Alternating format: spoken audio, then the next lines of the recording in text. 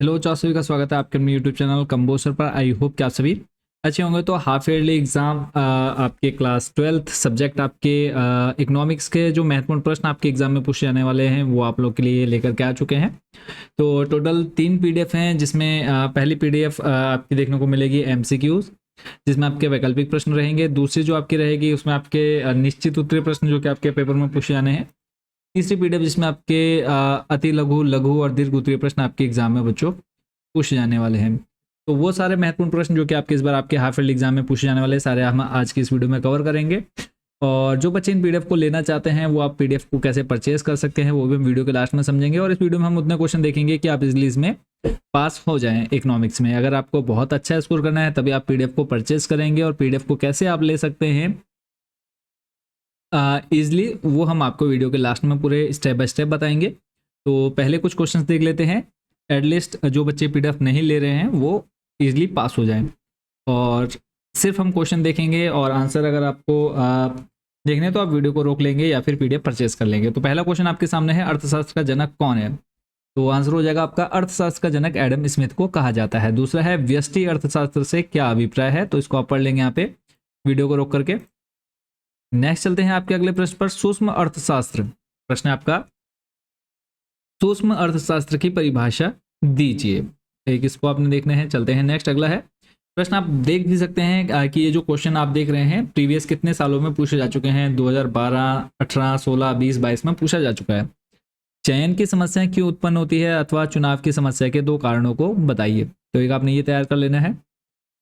अगला है, आर्थिक समस्याओं का क्या अर्थ है? चलते हैं नेक्स्ट आपके अगले प्रश्न पर। प्रश्न आपका, सीमितता का क्या अर्थ है? उसके बाद अगला जो प्रश्न रहेगा नेक्स्ट वो है, चयन की समस्या क्यों उत्पन्न होती है या फिर चुनाव की समस्या के 2 कारणों को बताइए।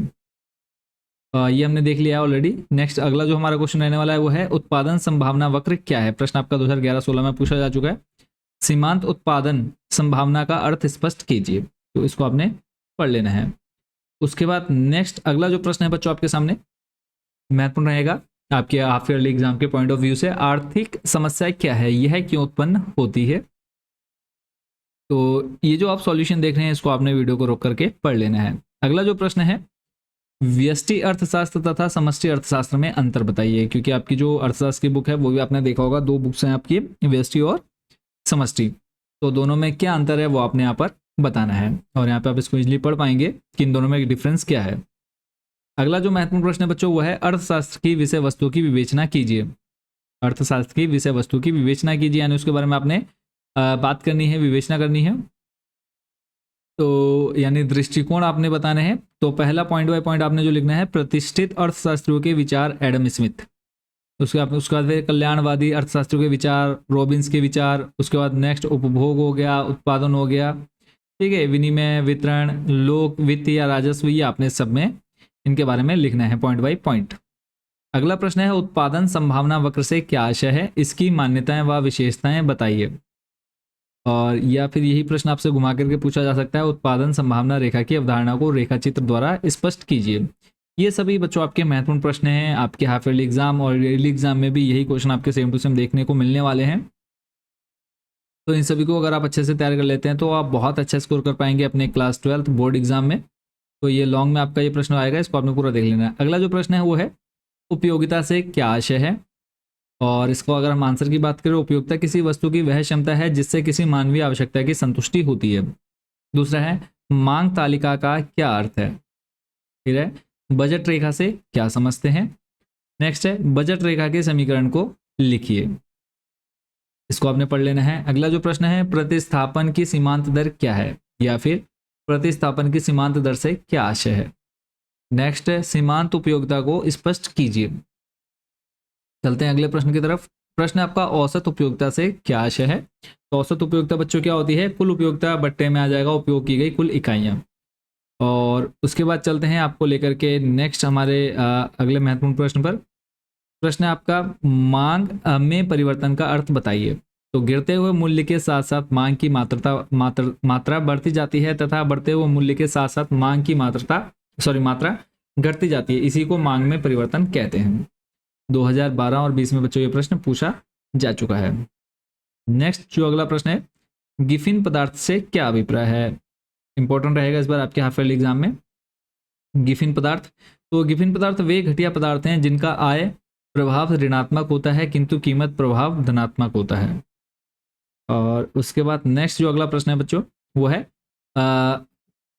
महत्वपूर्ण प्रश्न, मांग की लोच से आप क्या समझते हैं? मांग की लोच से आप क्या समझते हैं? मांग की कीमत लोच से आप क्या समझते हैं? प्रश्न आपका 2010 और ये 2023 में पूछा जा चुका है। और उसके बाद नेक्स्ट जो अगला क्वेश्चन है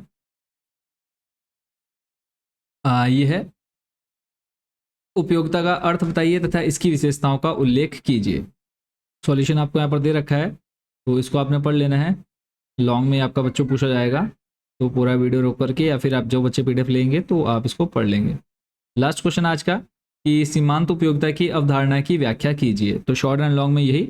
अब बात करते हैं कुछ वो क्वेश्चन जो आपके वेरी शॉर्ट में पूछे जाएंगे, जैसे है बाजार अर्थव्यवस्था में उत्पादन लाभ या पूंजी के लिए किया जाता, तो ये हो जाएगा आपका लाभ। उस भौतिक समस्या का नाम लिखिए जिसके कारण अर्थशास्त्र अध्ययन की एक विशेष सामग्री के रूप में उभरा। तो आंसर आ जाएगा इसका दुर्लभता। फिर नेक्स्ट अगला क्वेश्चन है, कल्याण अर्थशास्त्र किसका क्षेत्र है? तो इसका हो जाएगा व्यक्ति अर्थशास्त्र। अर्थशास्त्र को धन का विज्ञान किसने कहा? तो आंसर हो जाएगा एडम स्मिथ ने। फिर है, इस प्रकार की अर्थव्यवस्था में आर्थिक क्रियाकलापों का निर्धारण बाजार की स्थितियों के अनुसार होता है। तो आंसर हो जाएगा आपका मिश्रित अर्थव्यवस्था। फिर है, मांग रेखा का ढाल कैसा होता है? तो इसका हो जाएगा ऋणात्मक। और एक लास्ट क्वेश्चन इसमें आपने देखना है, एक वस्तु की किसी आवश्यकता को संतुष्ट करने की क्षमता क्या कहलाती है? उपयोगिता। बाकी ये जो बीच के हैं इनको आप पढ़ लेंगे, क्योंकि एक एक शब्द या एक लाइन में आपका आंसर है, तो आप इसलिए इसको प्रिपेयर कर पाएंगे। फिर एक स्वतंत्र चर आपने देख लेना है। इसके बाद, एक फर्म द्वारा उपयोग में लाए गए आगतों और उत्पादित निर्गतों के बीच संबंध का क्या नाम है? तो आंसर हो जाएगा उत्पादन फलन। तो ये क्वेश्चन आप देख लेने हैं। बाकी के जो ये एमसीक्यू क्वेश्चन हैं, वो जो बच्चे पीडीएफ परचेस करेंगे उनको वहाँ पर ये सारे क्वेश्चन देखने को मिल जाएंगे। एमसीक्यूज में क्या रहता है कि आप short and long question easily इनसे बना करके लिख सकते हैं। तो इस वीडियो में इतने हैं। बात करते हैं कि आप इन पीडीएफ को कैसे ले सकते हैं। तो दो स्टेप है, एक आपका कि डायरेक्ट व्हाट्सएप पे आप ले सकते हैं इनको। अब देखो, व्हाट्सएप नंबर मैं आपको बता देता हूँ। ये व्हाट्सएप नंबर आपके सामने स्क्रीन पर है। इस नंबर पर सिंपली आपने मैसेज डालना है, आपकी अपनी क्लास, सब्जेक्ट, और हिंदी मीडियम या इंग्लिश मीडियम वो आपने बता देना है। और इन तीनों पीडीएफ को आप कितने रुपए में ले सकते हैं वो मैं आपको यहाँ पर पहले शो कर देता हूँ, ठीक है। और ये तीनों पीडीएफ की कॉस्ट है। आपको अगर तीनों चाहिए तो आप तीनों पीडीएफ की यहाँ पे कॉस्ट देख सकते हैं, या फिर कोई एक चाहिए तो उसकी कॉस्ट भी आप यहाँ पे देख सकते हैं। तो सिंपली इसमें से आप जो भी पीडीएफ लेना चाहते हैं, सिंपली आपने हमें उस पीडीएफ का नाम, या फिर जैसे मान लो इकोनॉमिक्स की तीनों पीडीएफ लेनी है तो सिंपल आपने इकोनॉमिक्स डालना है, हिंदी मीडियम या इंग्लिश मीडियम वो। हम आपको एक क्यूआर कोड दे देंगे, उस क्यूआर कोड पर जैसे आप पेमेंट करेंगे पीडीएफ डायरेक्ट आपके व्हाट्सएप नंबर पर अवेलेबल हो जाएगी। और जो बच्चे व्हाट्सएप पर नहीं लेना चाहते तो सिंपली आप कर सकते हैं गूगल में जाके सर्च कंबोसर सर्च करते ही आपके सामने हमारी वेबसाइट आ जाएगी। सिंपली कंबोसर होम पर क्लिक करेंगे। नेक्स्ट थोड़ा सा नीचे आना है, स्लाइड करते हुए आपको ऑप्शन मिलेगा टॉप 30 क्वेश्चन हाफ ईयरली, इस पर क्लिक करेंगे। इस पर क्लिक करने के बाद नेक्स्ट पेज आपसे क्लास का ऑप्शन पूछा जाएगा, तो सिंपली अपने क्लास 12 क्लिक कर लेना है। 12 पर क्लिक करने के बाद नेक्स्ट आपने थोड़ा सा नीचे स्लाइड करना है, यहाँ पे आपको सारे सब्जेक्ट की लिस्ट देखने को मिल जाएगी। तो आपने अर्थशास्त्र पर क्लिक कर लेना है। इकोनॉमिक्स पर क्लिक करने के बाद नेक्स्ट पेज आपके सामने यहाँ पर हिंदी मीडियम इंग्लिश मीडियम का ऑप्शन मांगा जाएगा। तो आप जिस भी मीडियम से उस पर आपने क्लिक करना है। हिंदी मीडियम वाले हिंदी पर करेंगे, इंग्लिश वाले इंग्लिश पर। तो इसमें से आपको जो भी पीडीएफ चाहिए सिंपली आपने उसको ऐड टू कार्ट कर लेना है। ऐड टू कार्ट करने के बाद नेक्स्ट आपने यहाँ से प्रोसीड टू चेकआउट, और चेकआउट में आपने अपनी डिटेल फिल करने के बाद लास्ट आपने यहाँ पर टिक करके प्लेस ऑर्डर कर देना है। जैसे ही आप इसके बाद जो नेक्स्ट पेज ओपन होगा वहाँ पे आपसे फ़ोनपे गूगल पे जैसे आप पेमेंट करना चाहते हैं पेमेंट कर देंगे, और पे होते ही आपको वहीं पर डाउनलोड का ऑप्शन मिल जाएगा। बाकी कोई डाउट कोई प्रॉब्लम आती है कुछ भी आपको पूछना है तो आप हमें व्हाट्सएप पर कॉन्टैक्ट कर सकते हैं। आई होप बच्चों ये पूरी प्रोसेस आप अच्छे से समझ गए होंगे। बाकी कुछ भी डाउट रह गया होगा आपके मन में तो आप हमें कमेंट बॉक्स में क्लियर कर सकते हैं। तो मिलते हैं नेक्स्ट वीडियो में अदर सब्जेक्ट के टॉप 30 क्वेश्चन के साथ। Thank you so much watching for this video.